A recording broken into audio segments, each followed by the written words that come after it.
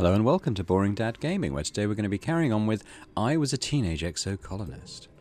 I feel like we're getting towards the end game now for this run, which will, and what I mean by that we'll talk about more when we come to it, but we're in our 19th year now. We're halfway through, and I'm not sure whether this will be the final year or whether we'll play out the 20th year of our lives.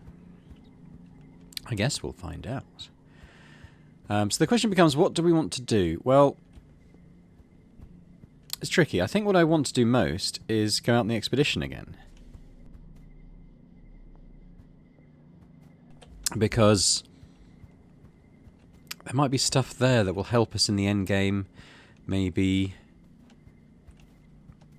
you know, learn to live in peace with the planet if we can speak to Sim again, or maybe even Noctil Lucent, I think their name is, the sort of more aggressive gardener that we've encountered. So let's go and do that.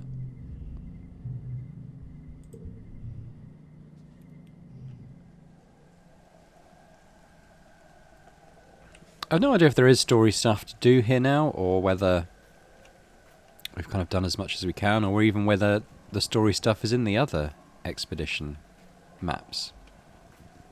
I do know though that I'm not going to do any more of these random question marks, because most of them seem to end up with hunting or killing the native wildlife, which I don't want to do. So we're just hunting for the sort of story-based missions, really.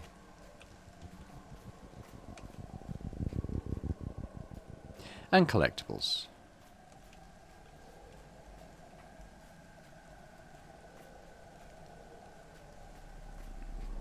It's quite a good area for the eggs and boba fruits, I think. The boba fets. That nobody calls them. But eggs is good. Now we're getting sort of quite difficult skill checks. In some of the card games, it's good to have these sort of things that can boost it. Okay, so this was a story mission. It is no longer that. I'll double back. There might be other paths I've not travelled that may have something there. May even have Sim.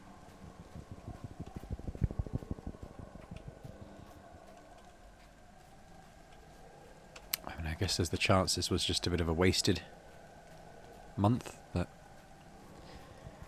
we shall see. There's more medicinal roots up there. Oh! Oh, that's our pet. That's our pet. Oh, and a creature's appeared.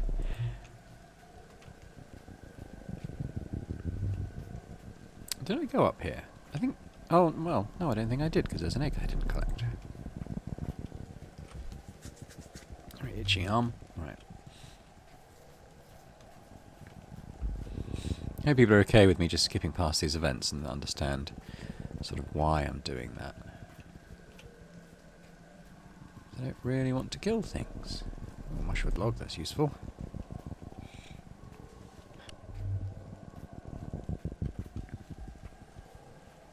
And now we're back at the beginning.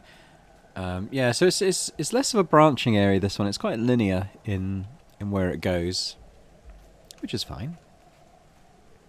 But that means there isn't really anything else to discover, so there's no new story elements here. So we're going to head back.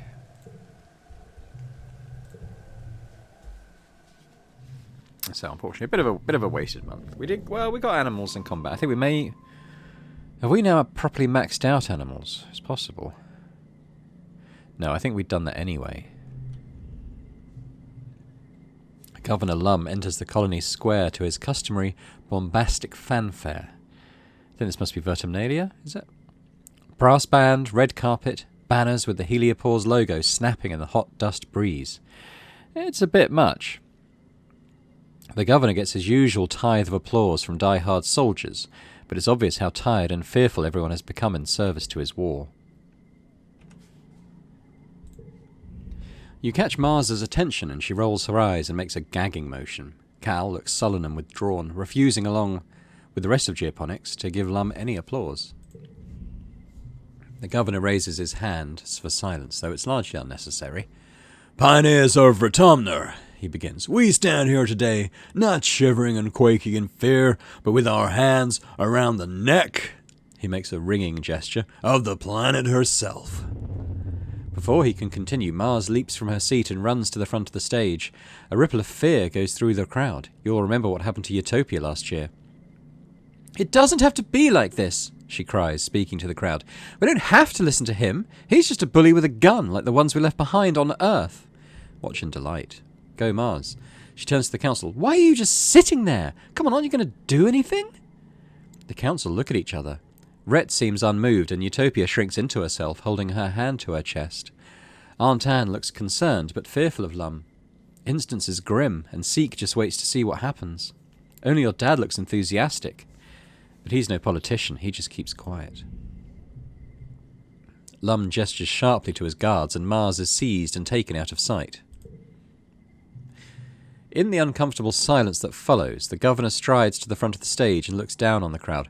As I was saying, you can trust me to lead this colony and humanity into a new era, he says. An era of peace and prosperity where we no longer need to fear the creatures that come out in the night. He raises his fist to the sky. This planet is rich, he cries. It is the Earth we were promised, unscarred by the mistakes of our forefathers. Here we will become what humanity has always strived to become, caretakers of a new garden, children of a new Earth. People cheer, spurred on by Lum's display of dominance. Lum looks upon the crowd with pride. Pioneers, we're so close, he says. Soon this planet will be ours, and all her riches and wonders with it. But first, he continues, we need to adapt to the harsh realities of our current world. He gestures at the council. I know you all love your council, but it's time we thought about the future. We need to guard the colony leadership, he says this with some disdain, against sudden upheavals, deaths, imprisonments, and the like. I have decided to instate a second position for each seat on council, he announces. Lum explains that every council member will take an official second in command. Seconds will be trained in the running of the department and will be ready to take over the department should the worst happen during an attack. The council looks concerned. Is this how Lum begins to cycle out the colonial government with a veneer of legitimacy? Applicants must have spent a minimum amount of time in that department and will be judged by the council based on their relevant skills, though Lum will likely argue hard for his Helio appointees.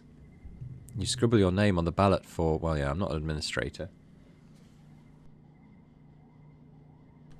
But I can do all the others. What do we want to do, I suppose? I mean, probably second cultivator, work with our dad. Your dad hugs you after you put your name on the ballot. He promises he won't play favourites, but he'll see what he can do. The council discusses all the nominees at length, then... you win. You're second cultivator now.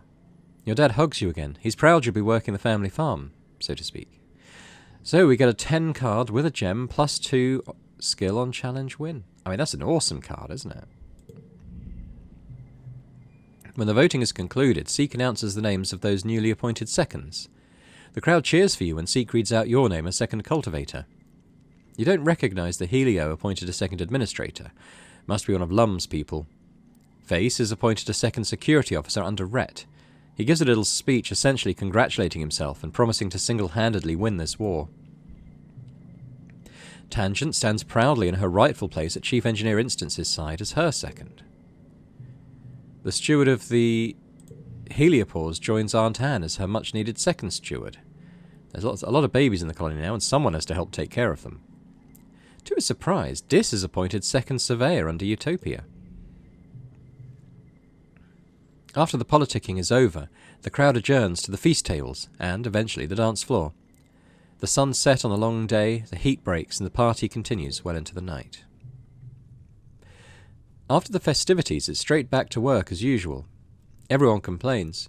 You usually get at least a few days off after Vertumnalia, but Lum reminds the colony that it's only a few short months before the next attack. Your dreams begin to increase in intensity as the wormhole draws closer to the planet, filled with terrifying and confusing visions. A feeling of urgency dogs your steps, like you're running out of time. It's feeling a bit like this will be the last year. Oh, we got a new perk. Combat level 2. Draw an extra card at the start of challenge. Affects stacks. Extra card. Draw an extra card at the start of challenge. Okay. Interesting. See how that plays out. Might be red challenges only. I guess we'll see. We'll probably go to work in geoponics this month. Or is it worth doing the expedition again now we've had another big story thing happen? Just in case there's something else there. I think I will. Because I don't really feel the need to improve my skills. You know, being in the endgame now, you know, I don't know. I mean, we're pretty good in most things. I mean, the gaps being probably just organising, because even things like empathy and persuasion, we've got such good gear bonuses there that it kind of brings us up to a reasonable level, let's say.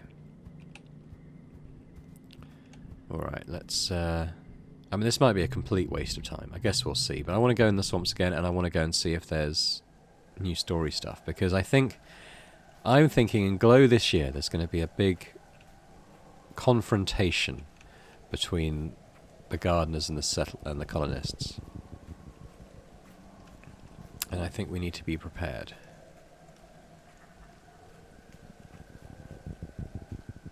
That's what I'm expecting to happen.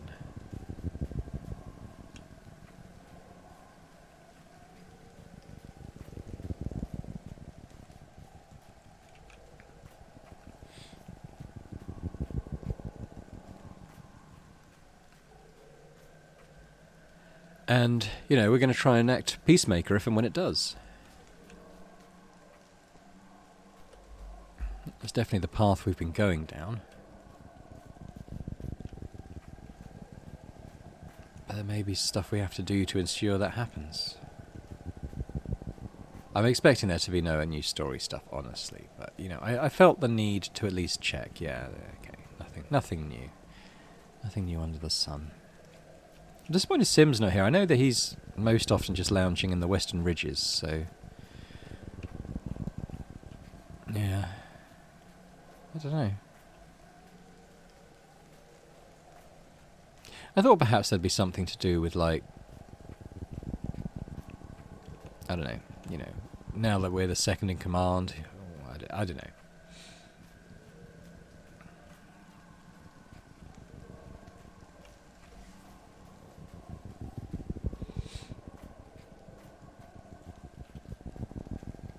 But I'm not entirely surprised that there isn't much to do.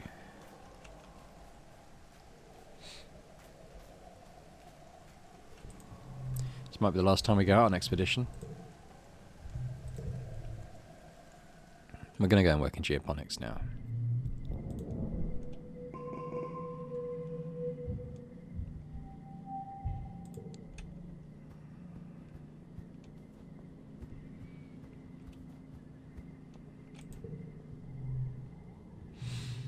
So what do we want to do? Where's our dad likely to be? Maybe work on the farm? What do we need more out of these two things? Biology we've maxed, so it's either toughness, which, you know, with the gear bonus we're maxed, or organising is low. Maybe we'll do research xenobotany. Your dad has an interesting sample he wants you to study today. Say, kiddo, I've been cultivating something, he says. He shows you a plant with thick purple stalks and pairs of tiny, heart-shaped leaves. It's called Desiweed.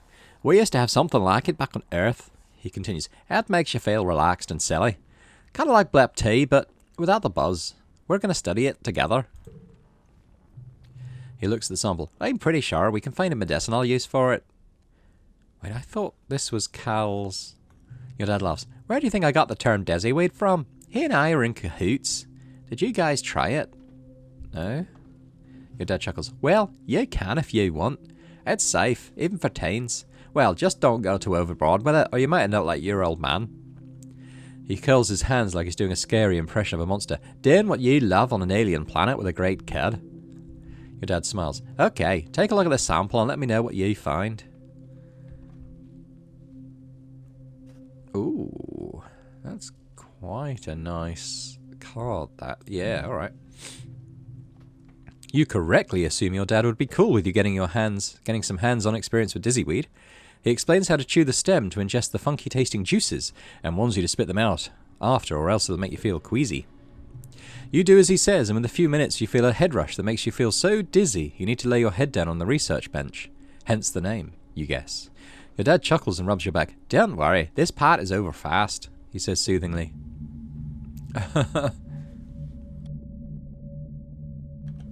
You relax and let the dizzyweed take you wherever it's going to go. The dizziness wears off within a few minutes, leaving you feeling pleasantly floaty? Wow, yeah, this is nice. Like everything is just a little softer, radiating gentle patterns when you turn your head. Your dad likes to chatter as he works, and you find yourself giggling at him more often. He's so funny and so nice. It's really cool that he's so cool with you showing you this. You have a cool dad. Cool. After a while, the high wears off and you feel a little more corporeal. While you were circumnavigating the wormhole, Congruence helpfully crunched a few numbers and provides you with a report on the plant's chemical composition. What do you think? Does this have medicinal properties? Yeah, it says so right here. Congruence report indicates that dizzyweed is more than just a fun diversion with some pain-killing properties. At a high enough concentration, it can actually fight off bacterial infection. Neat. Your dad is proud of your work in the field of pharmaceutical science. He floats you a few kudos and warns you definitely not to ingest the concentrate. Pretty cool, getting high with Dad. +5 to flushes. Okay, so we're going to want to flush, which we can do. Question is, what are we going to do? Probably that's up there. But that's probably going to go quite high. That's going to be a 5.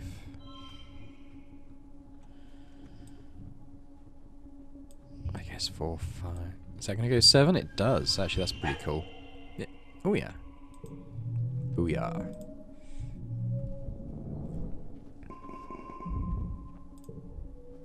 Not bad.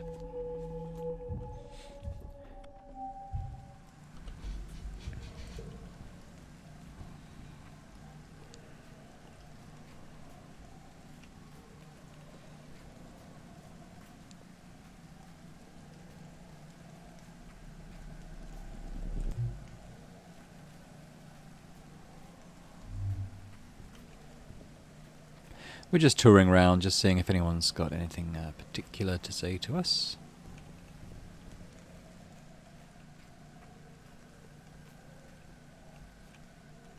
Let's give Nomi a gift. Nomi takes off the vert space helmet and gives you a sunny smile. Hey Solana, they exclaim. Do you want to play Laser Fable? We gotta be careful because people get weird when I'm running around shooting things. Even if it's imaginary. But if we go around the back of Geoponics, it's usually okay. I have a present for you. Nomi loves. Let's check because I've forgotten. Crystals and strange devices. We have 1 billion crystals, so have a crystal. Nomi makes a sound of appreciation and holds the crystal up to the light. Whoa! It makes rainbows. It's perfect. Thank you so much. Right, we're going to go back to Geoponics. I think now that we're the second there, I'm kind of just going to concentrate on doing Geoponics stuff. I also think it's probably the most useful area in terms of helping the colony and, you know, maybe coming to terms with animals and plants and stuff in this area. I'm going to do xenobotany again. Congruence tells you how, back on Earth, some people were scared of genetically modified food. They thought it was unsafe. You ponder that for a second. Everything you eat, even everything you wear, has been genetically modified. You were genetically modified. How could people be scared of gene tech? It's the reason you're all still alive on this planet. Okay, so first collectible use is free, which is nice, obviously.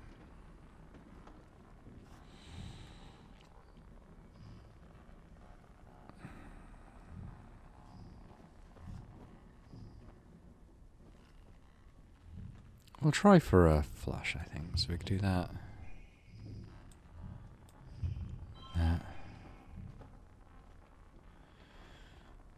Things are 5 is a bit annoying. Might be able to get that to a 5. So we'd have a 4 and a 3. How about that? 3, 4, 5, 6, 7 all technically blue as that's a wild card. Oh, that seems good.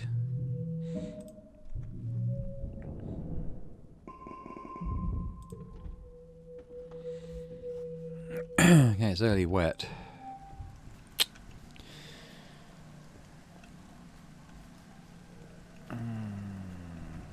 You know, I'm going to do one more expedition out to the resting ridges, and I'm going to see if we can talk to Sim. And maybe that has some bearing on this year's glow.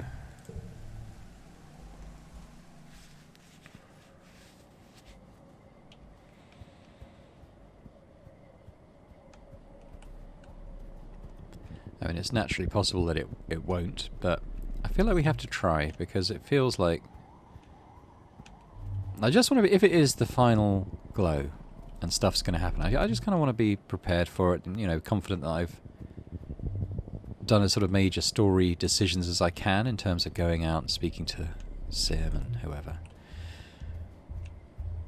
Because leveling up your skills and stuff is nice, and there is some story stuff that happens back at the colony, but... I don't know, I didn't get the sense it was going to this time. I could be wrong. There's Sim, and he does want to talk to us, so that's good. Just going to grab this crystal.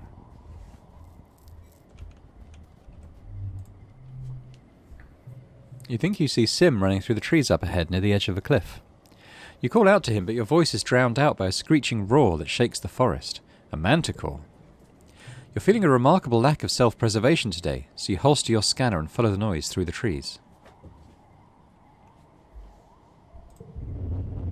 You find Sim fending off not one but 3 manticores at the edge of the cliff, his back to the fatal drop behind.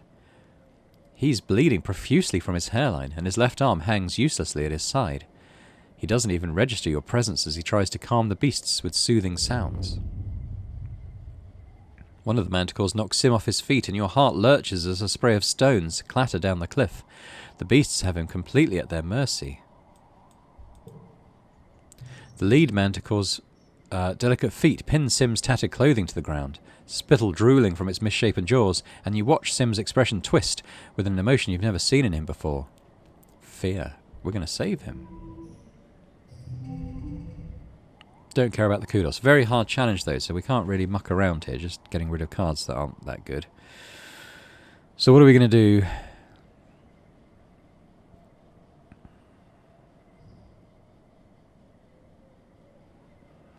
I do feel like I want to save the red cards for the round of 5. What value does that going to have? It's a 0 card. Is it really a 0 card? Yeah. Alright, no use. Let's put that there. It's not much. Let's try and do a bit more here.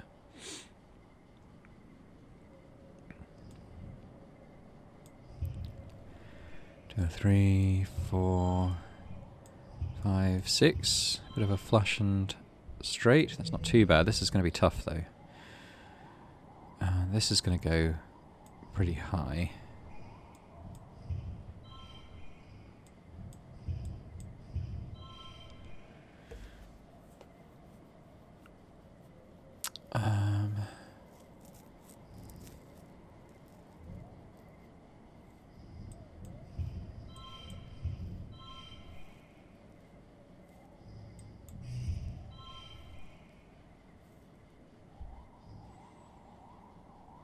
I don't want to draw another card. Actually, this will help. Oh, it's gone 7. Alright, well, we'll stick that there. Oh, I won away. So what can we do? Probably quite easily. Could try drawing a card. Oh, probably don't need to. Let's just stick a mushwood log on something.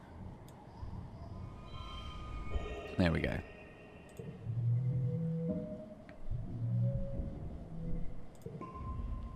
Somehow, using all of your strength and then more, you defeat the lead manticore. The 2 smaller ones scatter, hissing their displeasure and biting at each other. With the death of their alpha, negotiating their new pack dynamic should distract them for a while. Are you okay? Sim waves you off with the arm that doesn't hang limp at his side. I'm fine, he gasps. I feel pain, but it does not control my behavior as much as it seems to in humans. Sim is barely standing upright after the battle. Truly, he wasn't much help this time, and it seems as though despite your best efforts, his strength is fading fast. He stumbles into you, knocking you both to the ground. He lands on top of you, your legs intertwined and his weight pressing you into the dirt. "Oh," he gasps. You can feel every inch of his long body against yours, stirred to quickening by the adrenaline of the fight.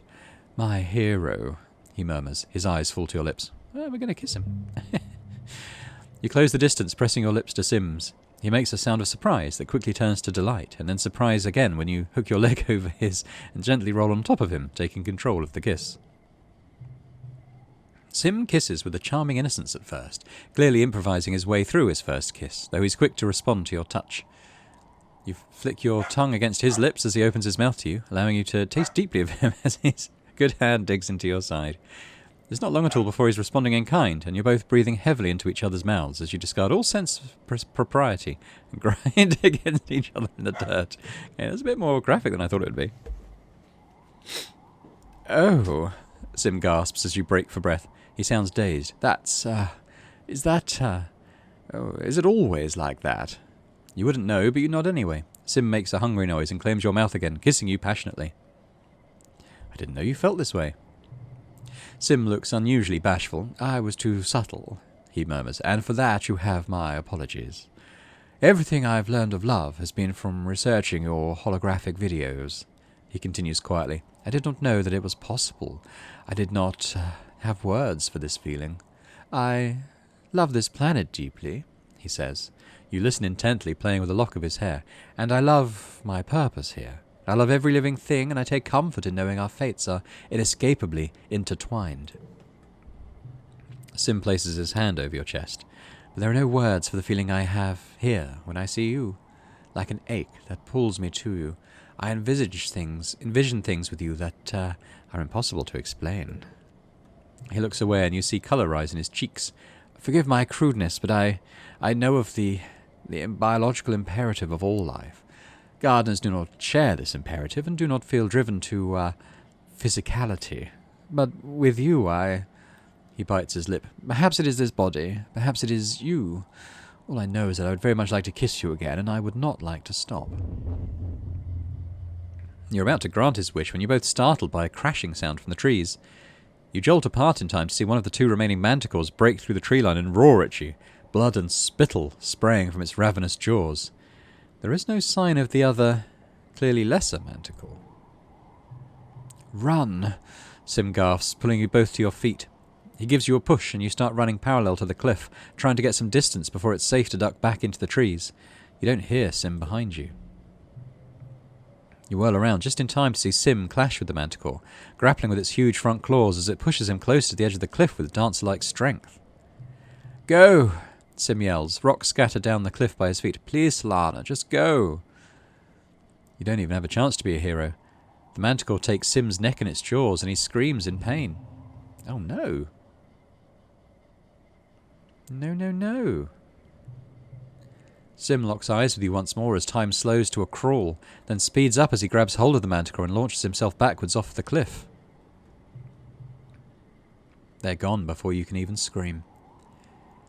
You rush to the edge, too late to catch even his trailing, tattered coat. Oh no! It's a long way down and the wind buffets your face viciously. You try to blink away the image of their bodies falling through the air, now seared into your memory.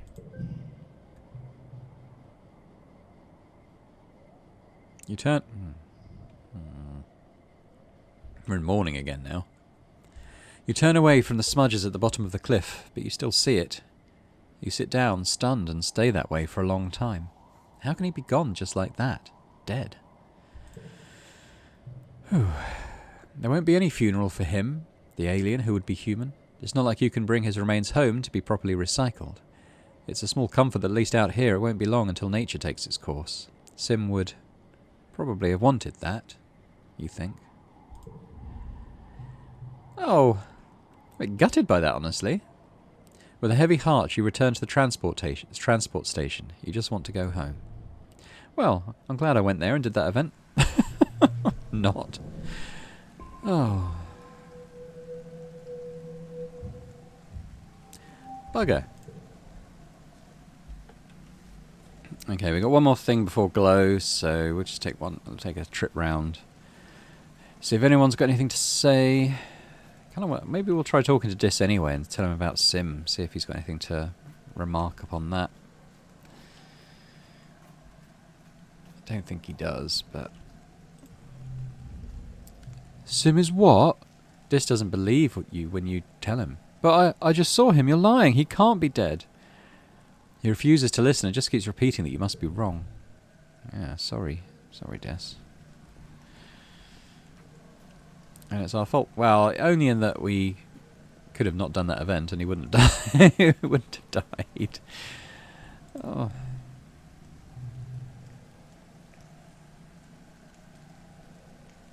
Let's do Xenobotany again. We might learn something useful. Doesn't look like we are, though. Alright, we'll stick that there. I mean, it could be. But it's not, is it? Because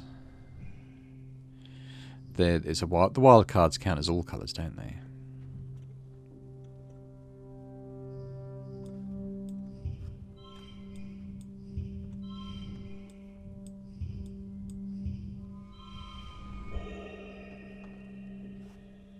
I mean, it's a win, right?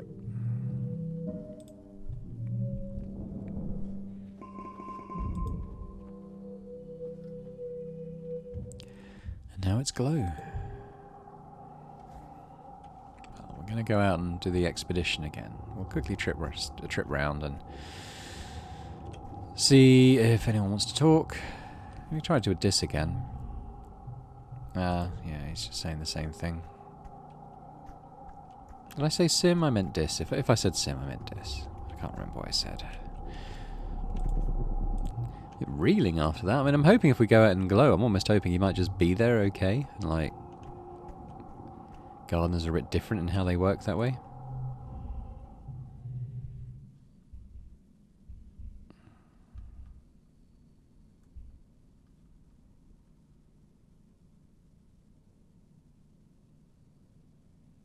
I can't go out because Sim's dead. Well, that's no good. I mean, I guess I'll go relax then. Get my stress down for whatever comes next. I'd rather be doing something more productive, but okay. Relax in the lounge, I suppose. I don't feel the need to forget either of those.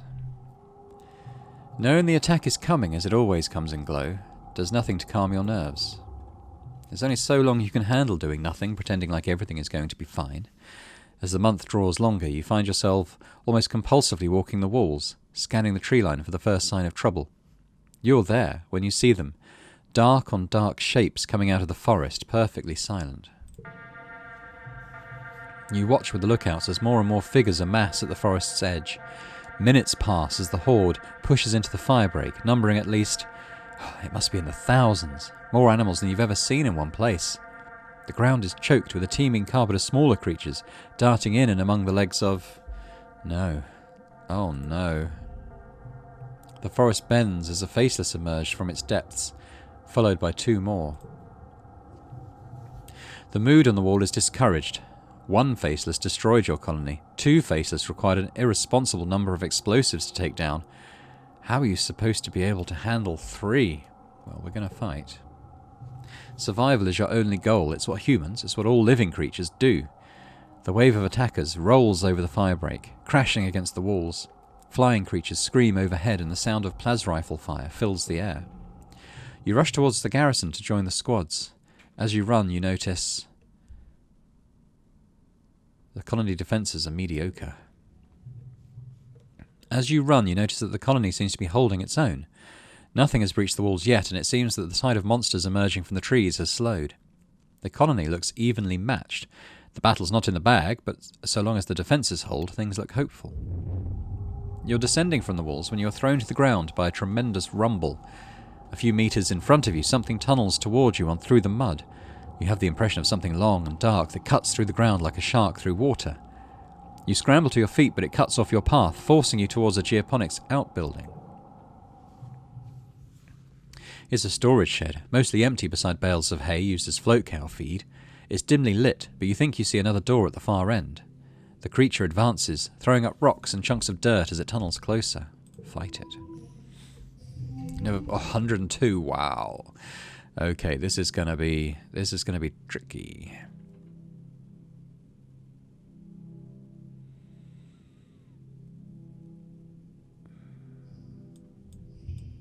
But if we can make use of that +7, which is actually +8, I think, because it's got a gem. So, you know, it's not perfect, but what's it? Rainbow flush of 3, +3 from Unisol gear.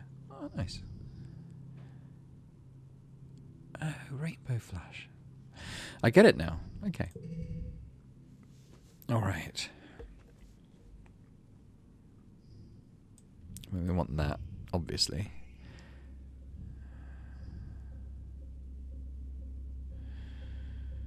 +1 for each gem. No. How about that? That.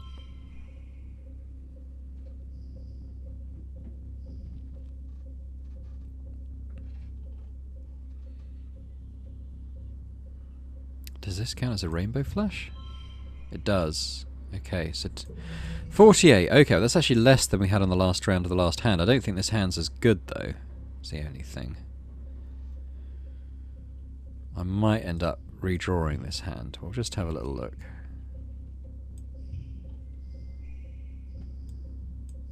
Ah, no, that counts. Okay, we'll put that there. Or maybe that there.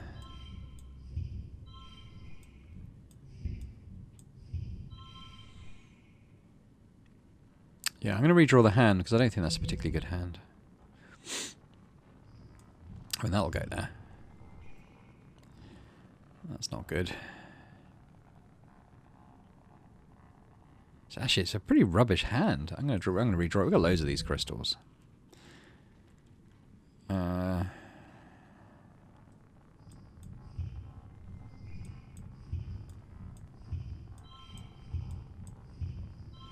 put a log on that one. 789.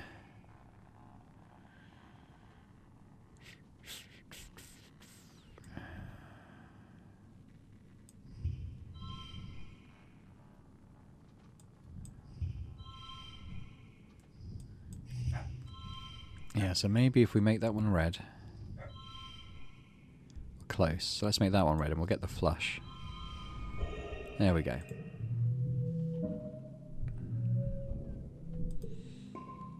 You grab a rake and back into the doorway to wait for the monster to emerge. As it rears up and thrusts a long black snout out of the ground, you stab the rake into it, dispatching it. Before you even have time to be relieved, you spot a second one tunneling towards you. You take a step back into the storehouse and feel heat. The building's on fire. I think this might be where we started the game, right at the beginning of the first episode. The dry thatch roof quickly ignites and rains flaming debris down on your head, filling the room with toxic smoke. The ashy heat is intense. You can feel it ripping the moisture from your lungs with every breath. You rush for the rear door, but the fire moves so fast, you're trapped as a roof beam collapses in front of you. You hear a cracking noise and then just pain and noise like a bell. The world goes dark. This is where we came in. You wake to chaos, a confusion of light and heat and smoke. Fire. Your head is pounding. You have hit it and blacked out, but you aren't sure how you got here or what on Vertumna is happening. There's something important you need to remember. Your stomach lurches as the floor crumbles beneath your feet and then collapses. It's an enemy! Your body aches and your eyes burn from the smoke. A figure appears through the flames. It's your friend. Your friend? Wait, why can't you remember her name? She's gesturing and shouting at you, but all you hear is a ringing in your ears. Climb out. You try to stand up, but one of your legs folds uselessly beneath you. It won't hold your weight. Your friend pulls you out of the rubble. She throws your arm over her shoulder and half drags you towards the door. Through it you see a deep, eerie twilight, dark blue and cold against the heat of the fire around you. Glow season. Glowing eyes. You shake your head to clear your vision. Is that some kind of dog like from Earth? Wait, hold on. You remember this from another life, we do. Not a dog, a monster. It's about to end your life, and probably an enemy's too. She tightens her grip on you. Did I prepare for this earlier? Oh, well. Yeah, we can. Biology 100. You've remembered this day for many years. The choking heat of the fire, this dog creature's dead yellow eyes haunting your dreams. You've prepared for it. Specifically, you've installed an armed freeze trap right where you knew the animal would be standing when it transforms into a towering horror. As it does, you trigger the detonator. The trap sucks inward, drawing all the heat from its surroundings. The monster's feet are frozen to the floor as it instantly crystallizes, becoming an ice statue. An enemy doesn't stop to wonder how this happened. She gives the statue a solid kick, and it shatters into a million fragments. You emerge from the inferno of the shed, burned and concussed, but alive. An enemy smiles. It's good to be alive. You have your wounds tended in the medbay. Other soldiers there are in much worse shape, but at least the battle is over. Your defences held through the largest attack to date, with no casualties at all. The colony really came together to push the Xenos back once again. You feel a certain amount of pride for your part in it. Someday you'll find a way to beat these monsters once and for all. But for now, you're just happy you survived another day. And that day is your birthday. By the time you've recovered, the suns have returned. It's your 20th birthday. You're a fully fledged adult now, though in many ways you already were and have been for a long time. You and the rest of your friends step out to greet the new day and start the rest of your life on Vertumna. The end. Huh. You've reached your 20th birthday.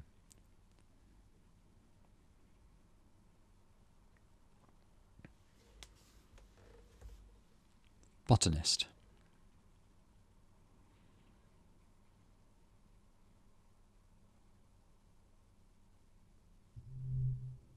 There's no end of species to discover on Vertumna. In your lifetime, you discover over 13,000 different species of flora and fauna, and some that transcend that distinction too. Okay, so we're loyal, so we're going to name them after our friends. One of the benefits of the naming convention the Vertumna group chose for you children is that it's pretty easy to turn them into formal, scientific-sounding names. Future generations will remember the first Vertumnan colonists, your names immortalized as flowers, birds, and, yes, the occasional worm or two. You become chief cultivator when your dad retires. He's happy to hang up his political hat and just get back to farming. Governance isn't your passion either. In your later years, you can still be found shirking your duties to go tromping about in the fields in search of some new variation of fungus. But what about... Your friend Dis keeps on exploring. Utopia keeps him on as second surveyor, recognizing that a man like Dis needs to feel useful or he's prone to wander. Over time, he straightens up his act and even learns to play nice with authority, though he and Utopia together certainly keep the council guessing. He spends more and more time in the wilderness, particularly during Glow. This earns him some distrust from the more militant factions in the colony. What is he doing out there? Who is he meeting? Utopia defends him the best she can. She trusts him, and that's enough to keep Dis from being hauled into an interrogation room. You know the truth, though. He's just meeting Sim? Huh. While the rest of the colony seems bent on forming family units and raising the first generation of children on Vertumna, Dis is an odd bird. He never seems interested in relationships, romantic or otherwise. The colony rumour mill, usually so efficient, has nothing on him that sticks. No casual flings, no torrid affairs, nothing. For a few years, a rumour goes around that he and Utopia are carrying on some sort of clandestine relationship, but Utopia just laughs and shrugs it off. Dis doesn't do anything about the rumours because he's rarely around to hear them. He spends most of his time away on expeditions. Whenever you ask him what he's doing out there that's so important, he just smiles his usual shy smile and says he's perfectly happy just the way he is. Dis continues his work in expeditions for many years, finding freedom and adventure in the wide-open frontiers of Vertumna.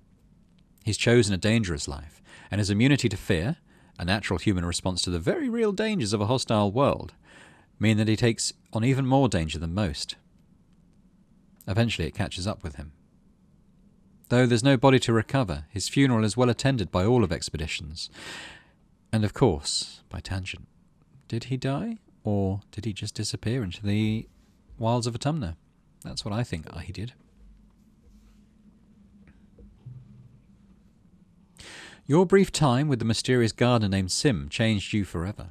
He changed the way you saw the planet Autumna and the way you saw your own people. You came to understand the place that humans had in this world, and in any ecosystem, that you were as much a part of it as any plant, or bird, or bug. For years, you often imagine you see Sim out there, ducking behind a mush tree crown or slipping into the forest, just as you turn your head to look. Each time you think you hear his gentle laughter on the wind, you feel at peace. It's as if he's still out there somewhere watching over you, his special human. And I think he is. I thought at the time he didn't die. Your dad never really recovers from your mum's death. He tries, but his smile just isn't the same. He continues to carry the weight of feeding the colony on his shoulders, ranching and farming and analysing new native plants, trying to find better ways for humanity to thrive on Autumna. The attacks on the colony destroy his progress every year, and the stress ages him prematurely. You watch your father grow weaker under the strain until one day a sudden heart attack claims him in the field. He worked hard every day to see Autumna flourish, but you have to go on without him. They'll always be with you, in the ground you walk on, in the trees that give you shade, and in the cycle of life that sustains you. Your Hopeye is a good companion, but you're no replacement for its own species. When a herd of Hopeye roam close enough to the colony, you release it back into the wild. And a few years later, you're greeted one morning by a whole litter of Hopeye kittens outside your door, and Hoptimus Prime, proudly showing off their family. But what about?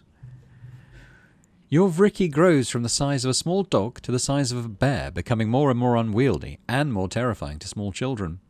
Before the council can force you to do anything about your arachnid octopus friend, Squidly Fetuson just disappears. You look everywhere in the colony for it, but your answer comes from outside the wall, a new Vricky nursery tree. Soon the colony is host to many curious Vricky pups who call your Squidly Fetuson home. But what about? Your Unisaur will seemingly live forever, just as cantankerous as she's always been. Boring Ghana is bored in the colony, though, and ultimately, even though you've made great strides in taming her, you'll never domesticate her or all the species. You decide it's best to release her into the wild.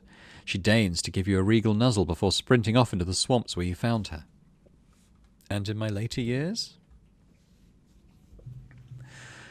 The days turn to months, eventually becoming years and then decades.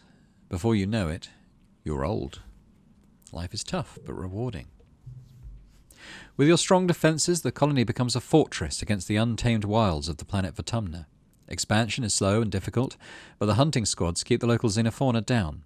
You even start a second colony a few hundred clicks away, and humanity begins to get a real foothold on the planet. Gone are the days where you worry that humanity would be wiped off the map for good, but it's still far from the utopian paradise you were promised. This is your home, for better or worse. You do what you can to make it a good one. Eventually, death comes to you, as it does to everyone. In the moment of your death, as your brain cells fizzle out one by one and shut down forever, a vision swims in your mind's eye. Is that a person? They seem so familiar. You feel like you know them as well. Oh, it's you, only ancient. His arms are covered with so many data bands, so many lifetimes of knowledge. The ancient you speaks without moving his mouth, not in words, but in something like pictures. Still, you understand. He smiles. We had a good life, don't you think? But there are so many possibilities, and this was only one of them. I could have done better. There was a girl. We were young together, Tammy, with the cotton candy hair. Such a shame to see her life snuffed out so young. He gives you a look as if to say you were somehow responsible for this. Wait, were you? Could you have saved her? We have a chance to take another path, to change the way our life turned out. He reaches out a hand. Come with me. Go with them.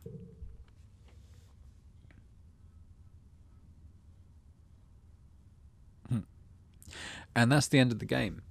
So the way this works, is that as you end a playthrough, you're given this opportunity to start your new life. And basically what will happen is that we'll start again where this game started, and you can play through it again. You can make different choices. I think you also get premonitions of key events, like, say, the death of Tammy, and you're able to prevent them, essentially. And I don't know if that then, spins off different things. Maybe different bad things happen depending on the outcome of those corrective choices. Like, we might be able to save our mother as well. We did save our father in this one, which I understand is not a given. I assume we did that by curing the shimmer a few episodes ago. Meant that his allergies never overcame him. So that's good. But I think for this playthrough, I think I'm going to leave it there rather than launch into a new life. I did really enjoy this game. I just have a lot of other games I'm keen to play on the channel, and I think if I was to launch into another playthrough, that it's going to be like another sort of 15 episodes, like about another month before I can do anything. So I am going to leave that there. And say one final time that I hope you enjoyed this. I was a teenage exocolonist, and I do recommend buying it if you did, because there's a lot of choices. Your playthrough can be very different to mine, and it's a game where you can play it again and again and make different choices still. And rather than being more like a roguelike or a standard replay where you can make choices, but kind of where you're going to end up in the same place. Here, I think there's probably a lot of branching paths that we had not even got a sense of yet. So I think its replayability is very high if that's something you look for in games. So I do recommend it if you enjoyed this. And if you enjoyed this episode, if you enjoyed this playthrough, please do hit the like button on the video. Subscribe to the channel for more content like this if you've not done so. That would be amazing. And I hope to see you next time on Boring Dad Gaming for other playthroughs. So one final time, bye for now.